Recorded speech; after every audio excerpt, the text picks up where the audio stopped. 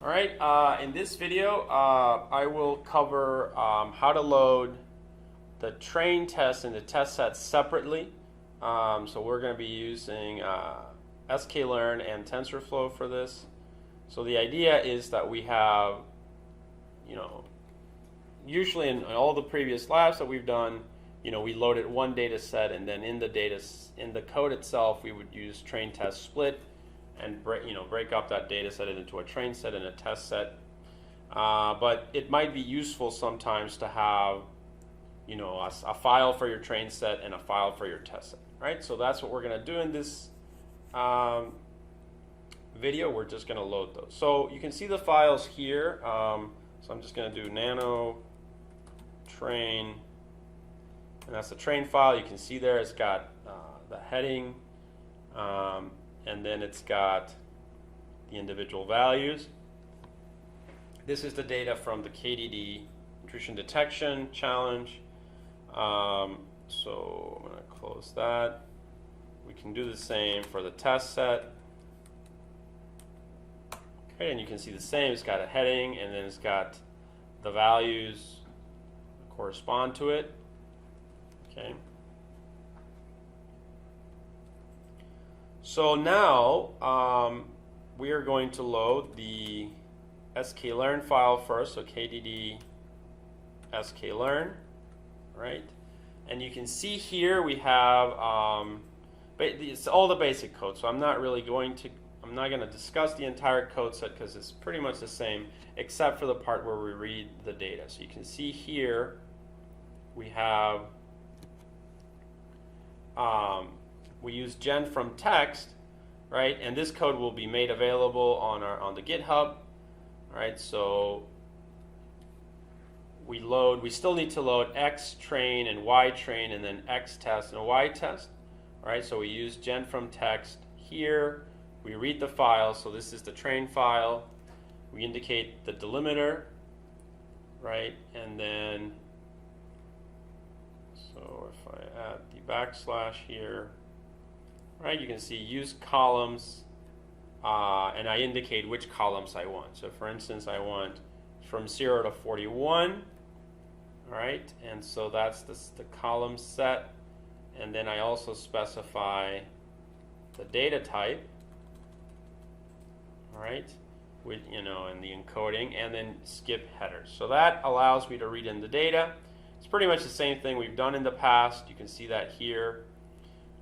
For the Y train, we just use column -1, which indicates the last column in that matrix, if you will.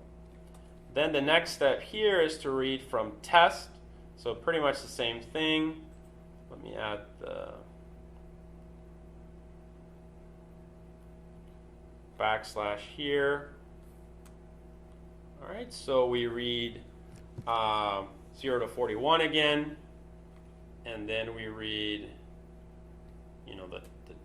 the type, and then down here we do the exact same thing. We read from test, but now notice where we indicate use columns is just -1, so that's the last column. So that's pretty much it. That's how we can read our data into sklearn. All right. And then after that, we just have to apply, the same thing. So the label encoder, now it's applied to those matrices, and then we perform all the different conversions. So we typecast it to float once everything is a number, and then we use the standard scaler to scale and label the data. And that's it. Once that's done, we pretty much have the same matrices that we had previously. So now I'm going to go ahead and run this. Okay, so I'm going to do Python KDD sklearn. And there you can see it runs, and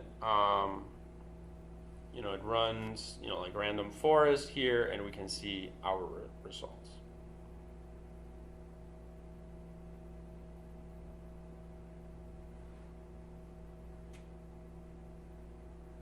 You have logistic regression, decision trees, support vector machines, etc.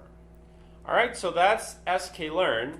Now let's look at TensorFlow. It's pretty much the same. So I'm going to open up